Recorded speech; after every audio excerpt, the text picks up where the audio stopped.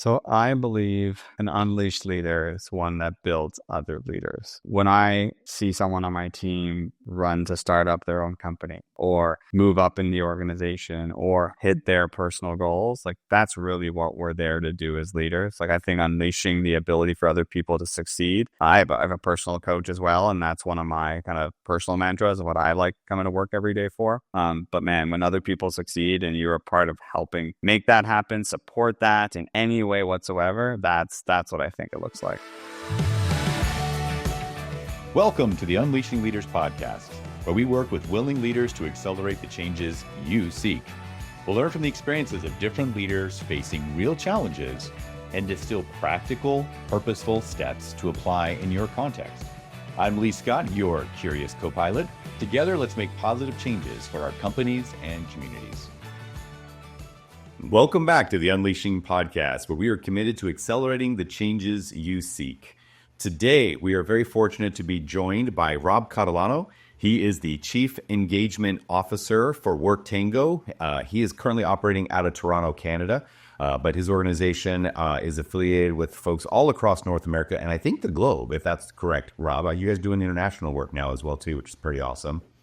And today, Rob is going to be able to share his very deep discovery, expertise, and his continued experimentation with what can leaders do to build the right environment for their employees to thrive. And so, we know there's a lot of things that go into that. He's going to share a couple of very practical tips that can help us make that happen with some things that we might take for granted, but if we don't do it well, we have missed opportunities to really unleash the power of our organization. So, Rob, it is really good to have you on the show. I know I've been looking forward to this for a couple of months. We've been super busy, but great to finally record with you. Yes, Lee, likewise. Thanks for having me. Excited to be here. And we're all waving the same flag, right? We care about this stuff. So it's great to be on the podcast. Appreciate it. Definitely. Well, let's back up our truck a little bit here.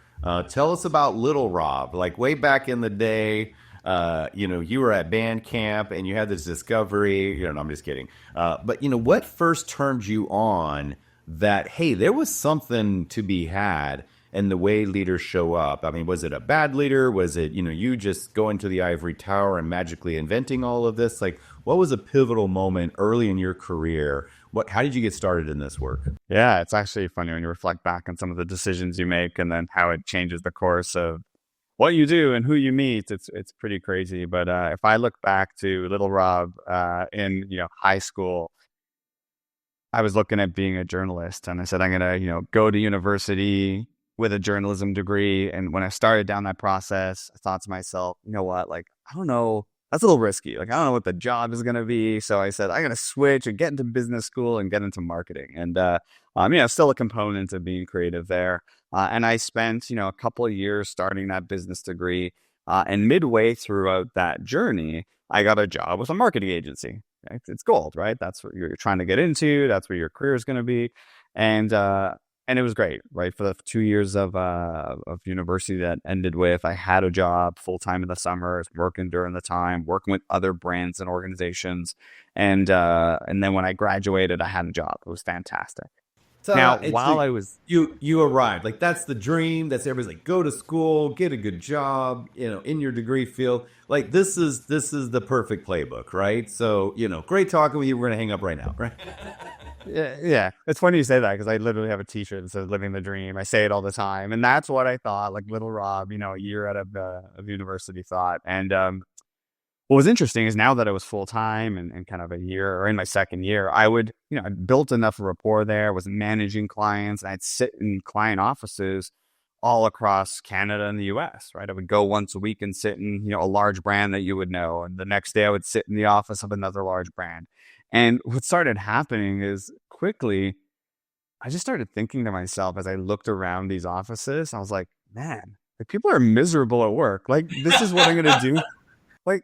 Like if I look at, I just started my career, like that's what I have the next 40 or 50 years to look forward to. It's like, just not want to be here. And quickly right there, I said, this is not for me. And I shifted gears, which I could talk a little more if you'd like to, but that was a revelation that said, listen, we spend most of our waking time at work. If we're not loving it or doing something with purpose, I'm like, I'm not interested. And despite my parents who didn't understand, why I quit and didn't have a job. But I'm Italian, so I was living at home. That's okay. And I just decided that there was something else out there that was a little more purposeful than what I went to school and studied. Yeah, Rob, I want everybody out there who either is really young and hasn't even got into that point. They're like, well, I got to decide what my major is because that's going to determine the rest of my future. And then that first job, and then I'm going to climb the ladder, and then I'm going to retire, and then I'm going to die. And you're like, and there's so much stress on there. And in your case, you had it play out exactly the way you wanted, and then you still got to the end of that point and realized that wasn't what you really wanted. So I think, first of all, like, give yourself a little grace, right? Like, you don't have to have a total plan mapped out for your entire life. And then second of all, even if you did, if you get there and you realize it's not the hill you wanted to be on, it is totally okay to make a change. And in fact, almost all of us have, and if you haven't yet, almost all of us will.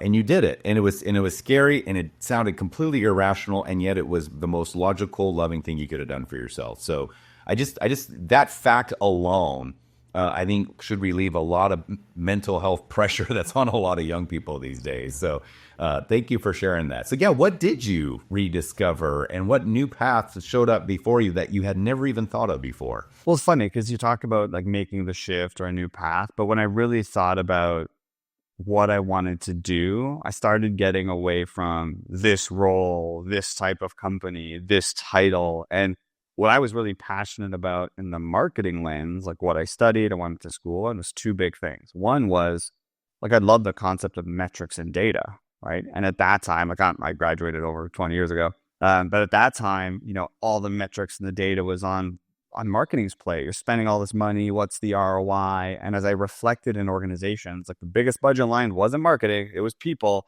Do we have data on people? And so it was a bit of a shift in passion and interest that wasn't maybe marketing, but it was, well, how do we dig deeper into organizations?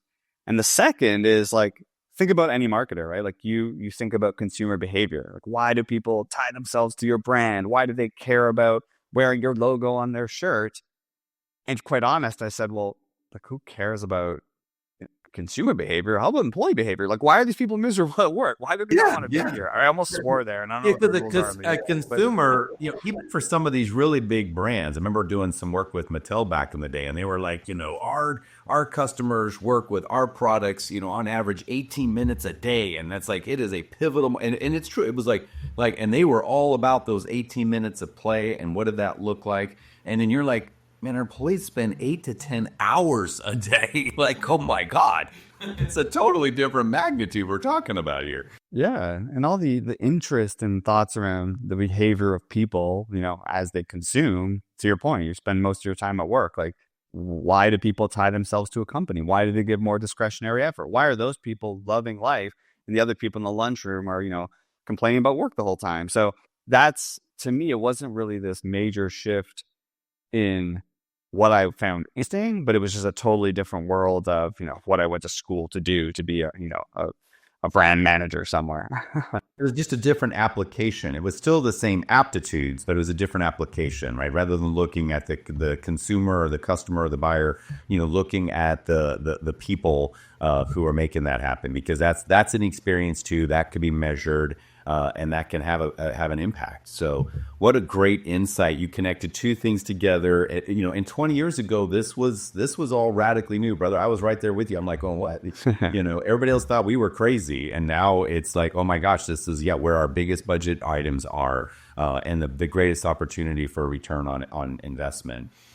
So tell us a little bit more. Than now, fast forward. I know you went through a lot of gyrations to get here. But tell us a little bit about what you're doing right now, and then I want you to share some of those tips about how we can use data, use insights to be able to drive that connection to the employee experience. Sounds good. Yeah, maybe I'll start with the journey because I think it's really relevant. But I when I wanted to get into that new world, I didn't know what that new world was, and was lucky enough to land on being a part of the founding team at a company called Achievers that provided recognition and reward software. And what I thought was going to be, a quick job till I found the next career, it ended up being 11 years of growing that company. But more importantly, see the impact and influence on how creating great work experience and not only grow our companies, but supported our customers' growth. And after doing that 11-year journey in 3 different countries, I actually went on my own and founded WorkTango, with the same concept of understanding employee sentiment, right? That's the data part.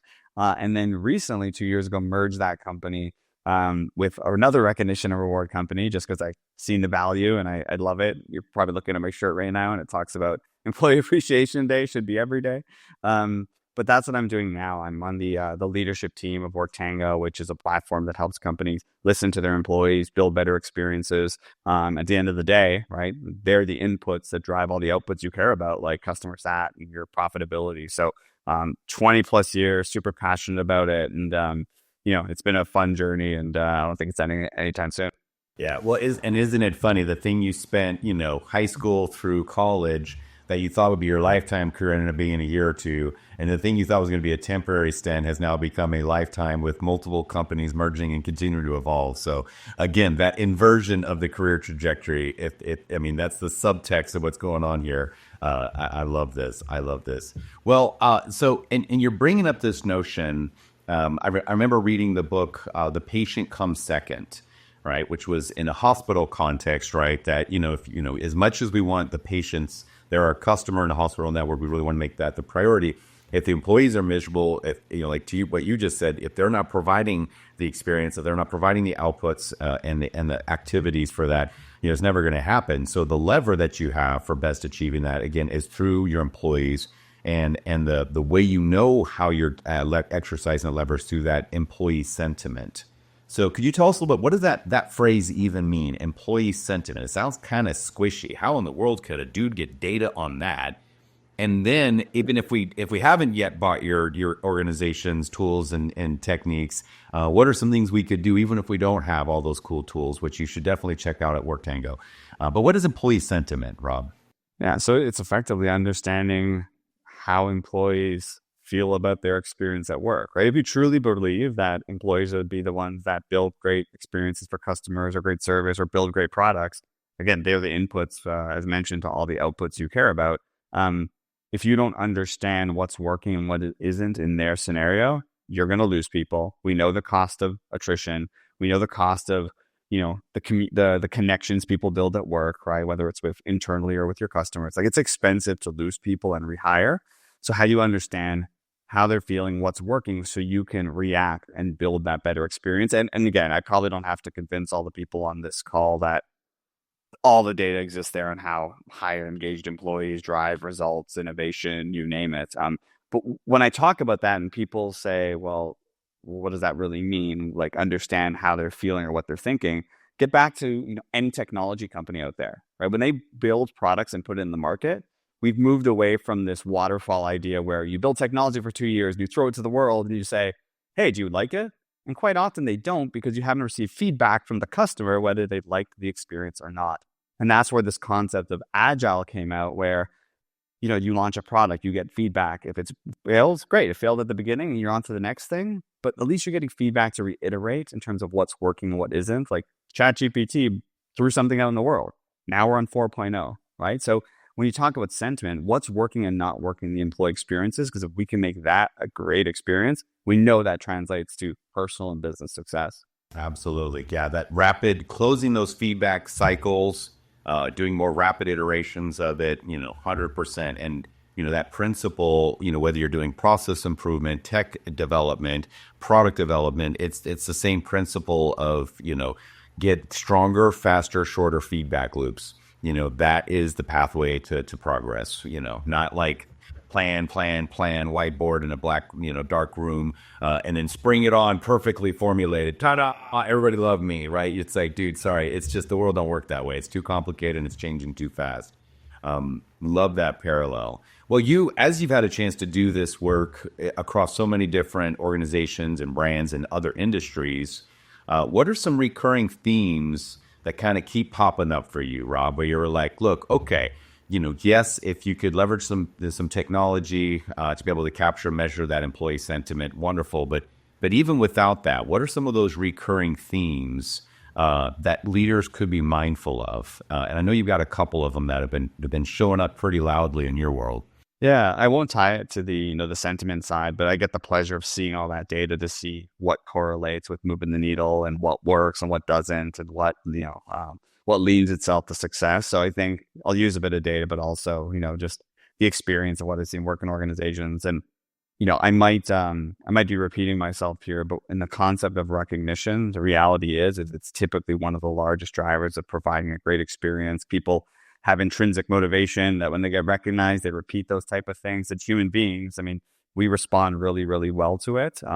And when people know that they're doing a great job, again, it translates to just a better experience, knowing they're valued. And as humans, we want to be valued. So, I always talk about if there's a way to build and if your company can't invest in the effort and the technology and the structure, like do it with your team. Like at the end of each meeting, just have a recognition moment and tie it to something important, like your corporate values or your competencies or something. And that typically I've seen companies change their cultures over the last 20 years just by thinking about and being intentional about recognition of their employees. Now, I'm happy to dive in there, Lee, but like recognition is positive feedback. The other part is other feedback, right? How do we get better and qualify for next jobs? But let me know if you want to pause there for a sec. Well, I think those are the engines. Those are two patterns. It's like how we deliver what I would call reinforcing feedback. Recognition, positive acknowledgement, and then how do we deliver redirecting feedback, which is more of the constructive feedback, corrective, whatever. That you're talking about feedback loops between the employee sentiment and the company as a leader will be good on your feedback loops between you and your team, even if you don't have the really fancy tools. And I think, I think our listeners would love a little bit of a deep dive on each of those because you're right. I think the folks that have made it this far in our show, they absolutely value these things, and yet it seems like it's hard to do for some leaders, right? They're just like, what does that look like? And I'll give you one example that I run into, Rob, with a lot of our clients where they're like, well, I want to recognize them, but it's not perfect yet. That kind of a thing. Or, I don't have time to recognize them. Or I feel like I'm recognizing them and they're not hearing it. So I don't know what to do. Right. Or I never got recognition. So I don't see why they need recognition. Like those are all examples of blocks or leashes that are keeping leaders back from being able to really know how and when to deliver effective feedback. So if you could shed a little light on those things, what's your approach? How can we do it? You don't have to make it so big and fancy and ticker tape parade because I think that scares some leaders from doing it. Yeah, I'll bucket them together in a couple of just pillars that I've seen organizations focus on and provide success. One is a bit of what you said and I said is you have to make space for it. So when it comes to recognition, whether that's in your calendar at a team meeting, like I know it sounds awkward when you launch that and have a recognition, agenda item, but eventually people start understanding it. It's part of your culture. That's how you build a culture of recognition. But same thing with feedback. Right? Like as a business leader or CEO or whatever my role has been over the years, I've always created space to say, and you have to be vulnerable to do it, to say, well, what sucked? Like what didn't work this last month or quarter? And anyone that loves, Jim Collins' A Good to Great, the brutal facts concept, like ask people what sucked, but then talk about what do they think is the most important to fix? How do they be part of the solution? Because they have, they're the ones giving feedback on what's not working. They probably have answers on how to fix it. So I think making space is just one part of it. The second is there is a right and wrong way to give recognition or give feedback. I use this model all the time on the recognition side where saying thank you, yeah, kind of impactful. But if I say thank you, that's what I call SMT, specific, meaningful, and timely.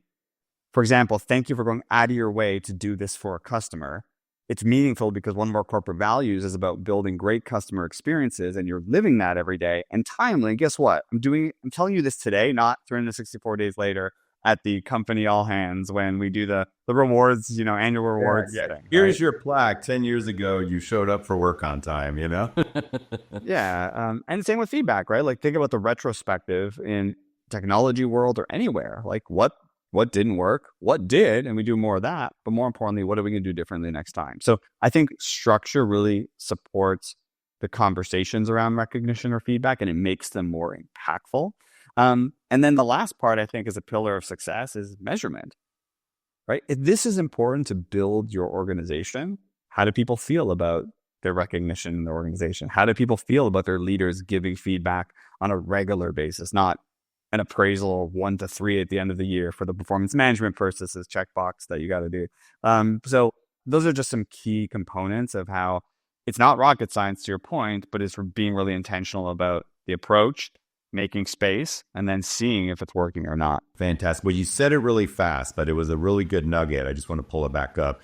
Said when you're giving recognition, part of the structure is to make it specific, to find the meaning of it and deliver it timely. So that was the SMT that you kind of zipped by there. But I think that's a really okay, I'm a leader. I'm in a moment. I just saw something that was kind of great. And, I never got praise growing up. And so this feels awkward and weird to me.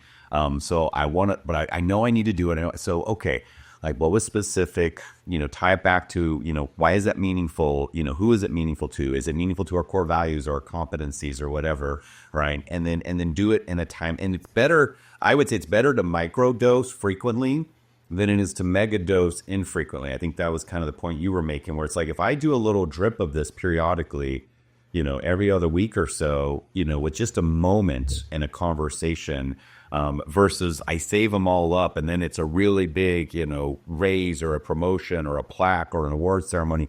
Those two don't compare. So that notion of timely microdosing it were the elements I heard there. I just wanted to anchor it. It's so easy and fast for you. All those other folks are what did he just say? Yeah, maybe a good way to think about it, similar concept to think about it differently, is how do you turn, the once in a while milestone recognitions in your company to always on recognition to build that culture. And what I mean by that, you just said it, Lee, right? Here's your 10-year award. Everyone gets recognized the same because they were breathing for that long and they lasted. It's not, yes, you should recognize it, but so many companies have budget towards these awards that it doesn't matter how long, you can't give me anything after 10 years, and no company typically does, to say thank you for all the work and effort and blood and sweat and tears and time. But I've seen a lot of companies shift that approach and say, we have this budget. How do we instill that always on culture recognition, whether that is through technology or supporting smaller recognition or reward moments? And that's when you start seeing more impact, right? It's just like a relationship, right? You can't say I love you at the altar and then I love you 5 years later, right? There's relationship building and things that are important. Hey, now look that, but that's so much more efficient if you do that, Rob. I mean, I hear you. If that ever changes, I'll tell you, honey. Right, we're good, right? And that should get us the next 20 years. Dude, we'd be in the doghouse so fast. Oh man, the amount of money companies spend on literally recognizing people because they were there a long time, it's phenomenal. And especially in today's economic environment, I've seen companies make the hard decision to say, maybe we'll spend a little less there. We will overexert on the recognition side, which is free. It doesn't cost a lot to recognize people and have their employees tell stories of the impact those people made in their 5 and 10 years. There's ways to do that. But if you really want to build a culture of day in and day out recognition, which again, all the data shows that impacts great experiences, it touches on people's intrinsic motivators, as I said, that's where companies are seeing rubber hit the road and impact from that investment. I've got a client of mine. She's an amazing leader. Love to have her on the show. She's just super, super crazy busy. But I won't say her name right now because I don't want to embarrass her. But she noticed the other day is whenever somebody gets a promotion or somebody's being recognized, the template of that, the tendency is to highlight, oh, they've been here for 10 years, oh, they've been here for 4 years, oh, they've been here for so long. And and to your point, that's just well, that just meant they were breathing that long, right? And that's loyalty and tenure that is to be valued, no knock on it. But could we not highlight instead, what was the contributions that they made? What were the competencies that they demonstrated, right? What was the character that they exude every single day? So it's hey, congratulations on Rob on his new appointment. He's now going to be the chief engagement officer. And really, he stepped into this role because of his contributions in area X, Y, and Z and his demonstration of, competency A, B, and C. And he really exudes these characters, And so you're yes, he happens to have been here for 8 years, right? Got it. But that's not why. And so then, because it sends a perverse signal that comes well, then you just got to do your time and eventually your day will come and then you too will get promoted. And it's like, no, that's not the criteria. And so we end up creating this mixed signal by emphasizing longevity versus contribution. So it's just a pattern, like to your point, that I think companies are starting to wake up to.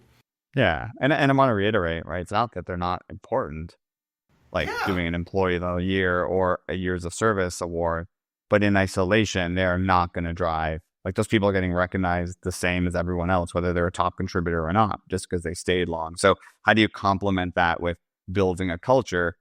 It's just like listening to your employees once every 5 years isn't going to cut it either, right? So it's a new workplace, that's a new employee, expectations are there, and feedback loops have to be really quick, just like we are as consumers, right? We expect speed and the ability to be able to have our voice heard to the brand as a customer, and that's no different in the workplace. Well, Rob, let's zoom in on two specific use cases here.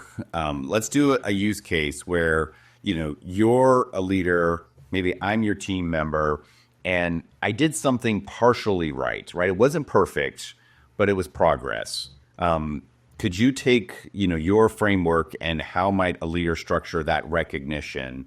And then the second one is like maybe I did something and it was partially wrong, right? And because that's the commonality, right? Rarely is it perfect, rarely is it all wrong, right? There's usually a blend. So let's take those two use cases in isolation and be like let's model it for our listeners.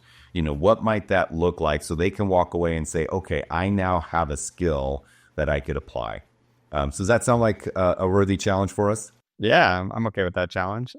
All right. So what's something somebody in your team has done partially well in the recent past, and then how did you break it down in your mind to say whether it was SMT? You also talk about situation, approach, structure, and impact. So I think you mentioned that when we did the interview. So give us that template, and then would you deliver a conversation? Assuming I was that guy. Yeah, I think I always start with the specific and meaningful and timely, right? To my point, hey, thanks for going out of your way to get that report done faster and quicker than ever, high quality, all those items. But why was important and meaningful? This was something that our customers were looking at. It's critical to the success of our business and making sure they're happy. Our key metrics are or Net Promoter Score and those customer sat. So you're complementing what we call the at WorkTango, the North Star. Like that's our North Star goal this year is some of the major customer sat metrics.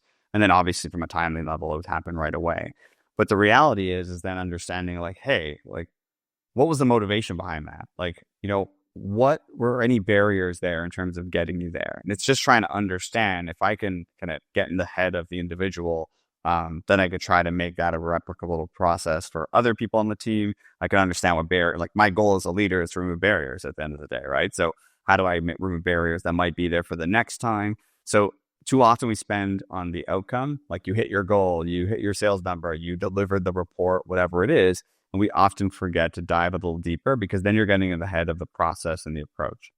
And then it's not too different on the, I'll call it the more constructive feedback. Like recognition is positive feedback. And, there's also the constructive side where it is a bit of that structure, as I mentioned earlier, like a retrospective saying, hey, what do you think went well, right? In this process or thing you delivered. Great. Let's lean on that and see how we replicate that in the future. What didn't go well, Lee? And you're going to share, oh, this is what I think didn't go well. If it's what I think, great, we're on the same page. If I think there's a gap there, I'm happy to say from my perspective, this is what I think didn't go well. What do you think? And at least you're having just a constructive conversation. And then the last part is, again, what would we do differently next time? What would you do? What would I do? So again, that concept of a retrospective, I think is a really good way to structure it. But I think underlying all of it is what are the motivations of that person, right? If that person's motivation was to get promoted, hey, in this next role, these are the competencies you need to get there. If that person was maybe to move to another part of the business, hey, by the way, like that new part of the business, very metrics oriented, like you didn't build that into this process or structurally. Like let's think about how you might do that differently or next time to get you qualified again for that next job you're looking at. So you asked earlier about some of the structures at companies. It's not just recognition and feedback, like purpose and is important too. So understanding individual purpose kind of leads you, I think it adds another human layer to the conversation above and beyond work. Yeah, well, that we call those the six fundamental human needs, right? That was podcast episode 6 for those of you who are deeper into this, right? When he talks about what was the drivers, what was the things like that was kind of one of the models we use for helping you categorize those. So I want to take that and just kind of distill it a little bit because you had so many great nuggets that were embedded in that example. I heard you said kind of if you're giving constructive feedback, let's just zoom in on that use case, right? Where you're starting with like, okay, hey, what was the goal, right? What was the outcome that we're trying to do? And then how did you feel it went? I noticed that you started with you asking that question versus, well, Rob, tisk, you didn't do X, Y, and Z. Like, I think that's the temptation to give constructive feedback. And you know what? I'm going to say there's probably a time and a place for it just to be like, hey, Rob, okay, you missed A and B, get done. And like, that's fine. But that's in a case where Rob's already driving. He just needs to get some information that he missed, and you're just being transactional. Fine. But I think the more challenging scenario is where, if you can take a moment to ask the question, well, how did you feel that it went?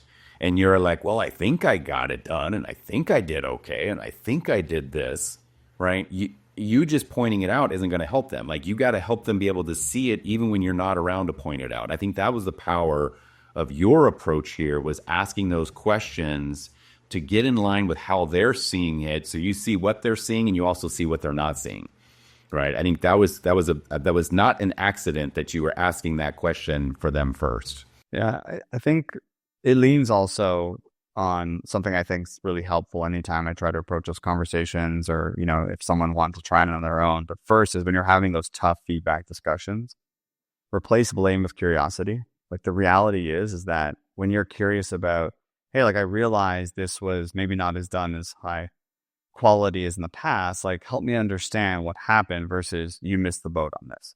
And now you start understanding, oh, you know what? They had multiple priorities that you didn't know about, or it was given to them last minute. But again, then it becomes this, I say, be a collaborator, not an adversary. Like, how do you collaborate towards an understanding of that person, how they're feeling? Like, the whole spirit of psychological safe conversations, like, that's really critical to build that. Because what? The next feedback conversation will be easier. The next one will be easier when you build that safety. So sometimes replacing, blame with curiosity really helps the tough feedback conversations get to a good outcome. And at the end of the day, that's what we want. We want a better outcome for the person, for the leader, for the company. And that's why I was mentioning there has to be this underlying motivation of what success looks like. Yeah, yeah. And well, and you mentioned motivation again. So you get curious. How did you see that? How did that work for you? And then you're thinking, what is motivating them, right?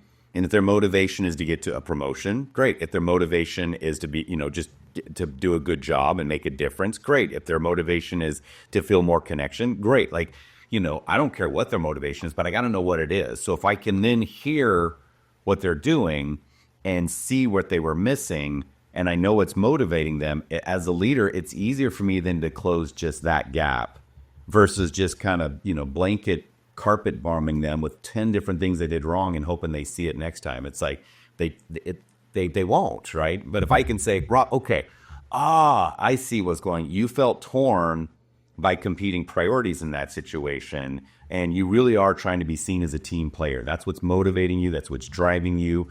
And so in an effort to be a team player, you spread yourself too thin. And then what ended up happening with your reputation as a team player when all of those things were only partially done? Not so great. And it's like, okay, noble intention, good motivation, not the desired outcome. So in the future, right, how might you prioritize it? How might you renegotiate those commitments? How might you do whatever so you're able to deliver, hit the target with those folks? And that's the what can we do different part, right? So there's kind of like 3 phases. There's the what was the goal? What was your role? Then we had how did you do? What's the motivator? And then the close is, okay, now we can see exactly what to do differently next time. And to your point, they're more likely to actually do that next time versus just walk away jaded. Yeah, and tying back to the other thing we were talking about earlier, making space for this is so important. Just like you can't recognize people once a year or listen to their sentiment once a year, you can't ask people what they want to accomplish and then check in a year later and say, hey, yeah, you got there or you didn't. And if you didn't have the feedback conversations beforehand, they might be thinking they're killing it. Oh, we're just Yeah. nailing it. Like, I've been working hard for 12 months and apparently the wrong direction. That's demotivating. So making space for those feedback discussions is important, because if you know, and I always like ask people what's their, not only their company goal, but what's their personal goal, because then you can start tying to those motivations as well. Yeah, yeah. Now, Rob, I want to ask you a question here, and let's explore this. And if you decide you don't want this to be on the episode, we'll cut it. Okay. So I want to be vulnerable with you here too. So I might want to cut it because I'm Sounds like, I don't good. want Now to I'm excited. now you're saying, yeah. Rob, I don't know about you, but I've begun to notice a shift because I think what we've described here is a really good architecture for strong recognition and feedback conversations. And I've seen it work really well with boomers, with Xers, and even with Yers, Gen Yers. I'm talking generationally now. Um, and yet I'm encountering scenarios with the Gen Zs, so the ones that are just entering the workforce right now, and they're a year or two out of college, and I myself and other leaders who value these principles, who've done this kind of work, are trying to have these conversations using this, and we're finding it's not working as well. And so there's something a little bit different. And I mean, every generation's a little bit different, but there is something about the Gen Zers where, and I have my opinions on what might have contributed to it in terms of our educational system and screen time and all those other factors. But whatever it is, it's there. Are you seeing a difference in how they're receiving and showing up for feedback and recognition than any of the other prior three generations? Or is that just me? I think there's definitely a change. Like, think about how these folks grew up. Like, they grew up with, you take an Uber ride and you get 5 stars, you order something online. Like, the level of feedback is immediate, it's constant. And whether it's them giving it to them, or sorry, them giving it out, typically it's them expecting that in the workplace. So I don't think that's very different than, maybe a generation before them, but I think it's definitely a lot it's definitely more evident, but it's also a bigger reason why companies need to be thinking about these real-time discussions or conversations or making space for it, because again, once a year, not even once a quarter, is going to be enough. I think the only other difference I've been seeing, I think it's back to the original question around like, what are some of the, I guess, the pillars of building a great experience. It's not just listening to people and, the feedback world, positive, negative. These people come to your organization with passion and purpose. And that might be aligned to something that they, grew up with. It might be aligned to something that's recently found. But if your organization or your team or your role in many cases aren't aligned to something that they're passionate about, again, it could be a cause, it could be something that they care about personally. I think that's when it comes up. And that's why I think having the discussions around seeing what their motivations are, or building ways that you can build ways in your organization or space so that they can kind of live that part of their brain and have impact on that passion or purpose. That's probably where I'm seeing more today than I've had in the past. I think employees have always had their own personal passions and purposes, but they just move at a different speed, and they don't care if you're not aligned to their passion. They're pretty specific about what they love. That I definitely have seen. It's much more front and center. Whereas other folks were like, okay, I have my passion, but that only needs to partially overlap with work. Nowadays, it's like I am expecting it to fully overlap with my work, and if I'm not seeing it or not feeling it, then there's definitely a degradation there. So that is a pattern I'm seeing for certain, and I think for certain organization like yours, like mine, the purpose and impact is so tangible. It's a competitive advantage for us when we're recruiting for folks. I think other organizations, it's like they have to work hard to say, like, here's why our product makes a difference in the community or in the world, or, for these various causes. So I think in the past, we just took it for granted. It's like, well, because you have a job, right? And it's, why am I doing this? Because it's your job, versus like, why are we doing this? Because it makes a difference for somebody out there, a child, a mom, a bus driver, somebody. Like, you've got to articulate that purpose and impact as a leader. And it can't just be the CEO saying it. It's got to be that frontline supervisor that says, when you answer this call for this person on your HVAC repair, what you are doing is, making a difference for that person. So I think that has definitely shown up louder. I think it always helped, but now it's a necessity. And often, like, I talk to leaders and they scoff at their approach or what they care about, or it's like that's their agenda, not ours. But at the end of the day, like, thinking of it from another lens, or the way I approach it is, can this complement or improve my culture in some way? like they're passionate about, a certain cause or something that's important for personal growth. Hey, build a committee in the organization of people that care about that. Build an ERP out if that's really important to you. Like, how do you turn people into a leadership world where they get that part of their brain and heart work day in and day out? And when they're engaged in that, they're going to be engaged with what their day-to-day, job on their resume, or what their resume is or their job description states. So instead of just scoffing at it, I find embracing in a way to bring that and then add value to your organization. I think that can work, and I've seen different scenarios in which it has. Yeah, why not invite it? But again, I think the key there is it complementary, right? And I think that's the dynamic we're seeing with, this drive for, well, everybody needs to bring their authentic selves and they just need to express themselves. And then no, we all need to, be marching to the same drum and we're all consistent and we're all in alignment. And you're like, those sound like different things. But I believe if we raise it up one level, it's really how do you bring the authentic parts of yourself that are complementary to the common vision, that are complementary to the core values and the core competencies, right? Well, then we've made a good hire, we've got good alignment, and then you're not a cultural fit, you're a cultural add, right? And then I think those can be simpatico versus like, well, it's my authentic self to be a bully and a jerk. So that's just who I am and you need to accept it. And you're like, yeah, no, right? Like, bye-bye, see you later. So I think that can join those two forces. And then, like you said, that amplifies then our impact versus it being antagonistic. Yeah, I love you said additive. It reminds me of a story when we first started WorkTango. We said we don't want values because they're just simply what you believe. We want what we call virtues. They're old Bushido principles of samurais on what virtues are what you do.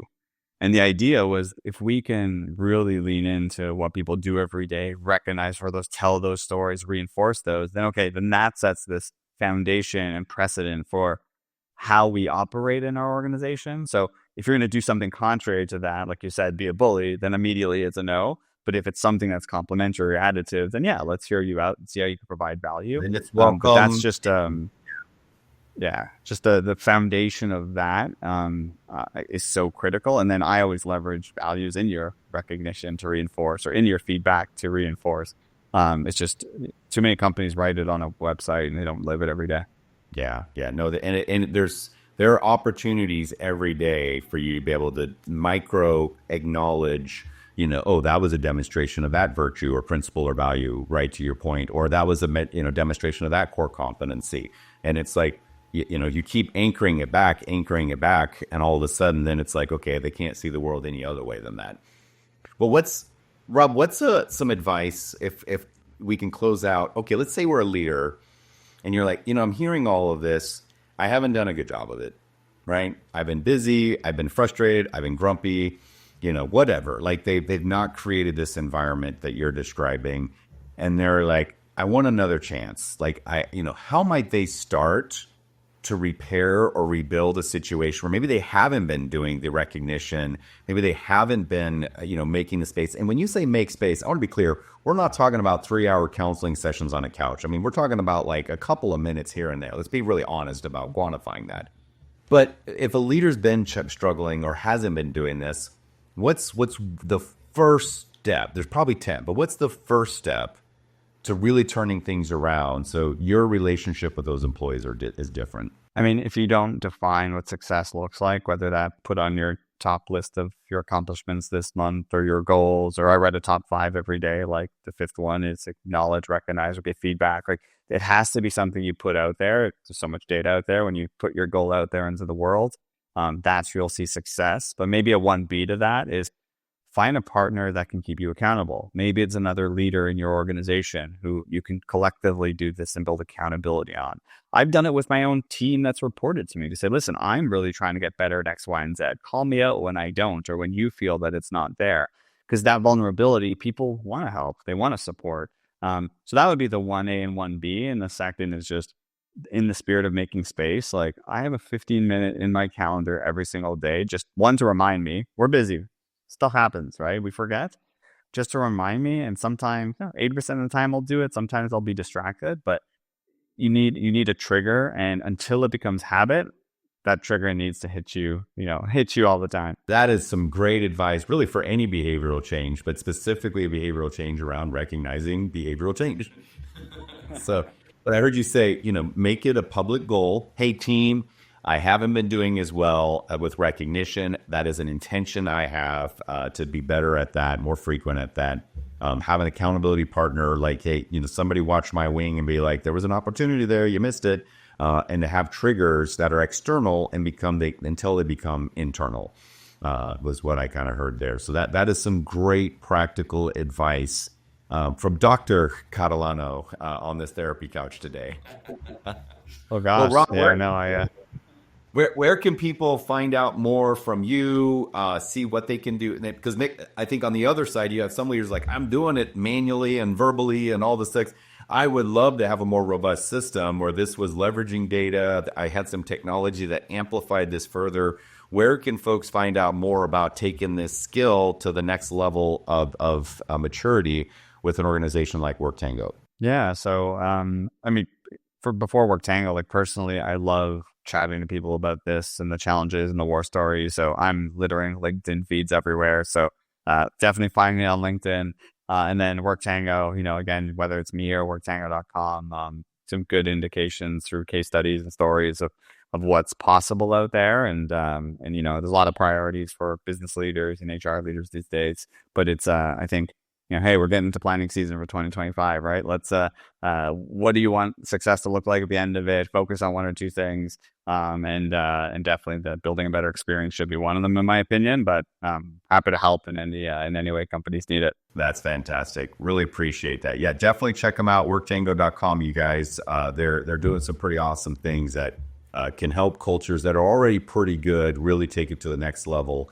And maybe help cultures that have been struggling for a while and haven't been able to put their finger on it, be able to get a better beat on where to focus. Because you can't do everything at once, right? You get, like you said, pick one or two things and prioritize. Love that. Love that. Well, look, I know we're bumping up against time. There's been some great content here, Rob. Was there anything you were like, man, I was really hoping you would ask this, or I was going to say this, and I just never gave you the floor for it? I mean, anything and we can have them weave it in earlier in the episode, whatever.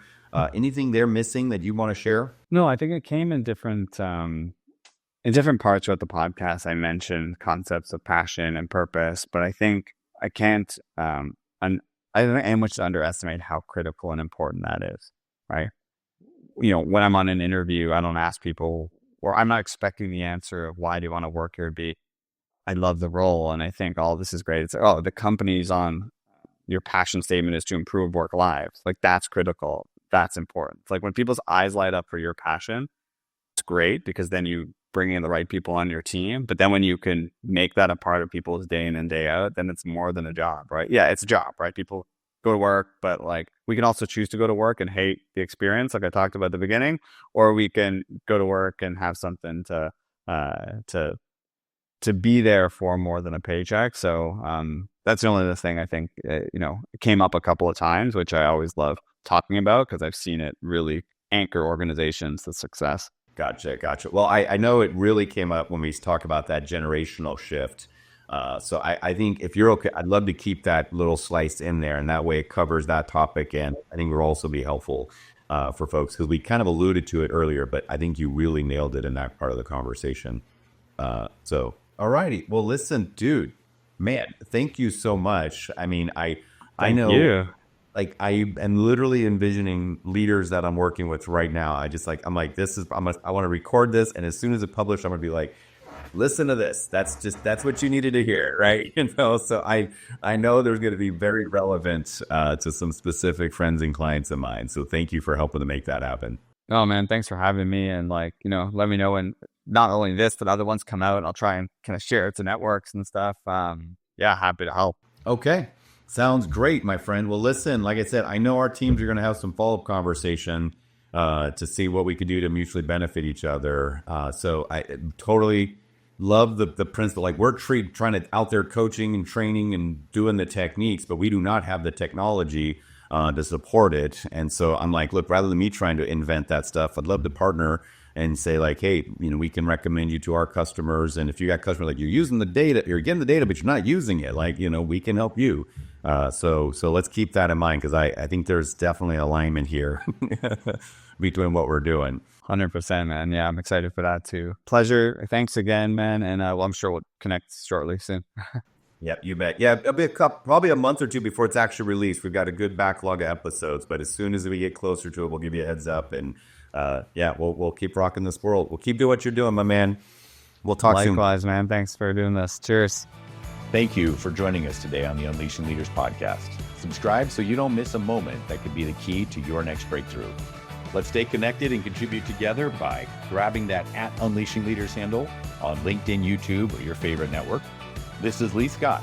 Keep learning, loving, and leading. Our future and our communities are counting on us.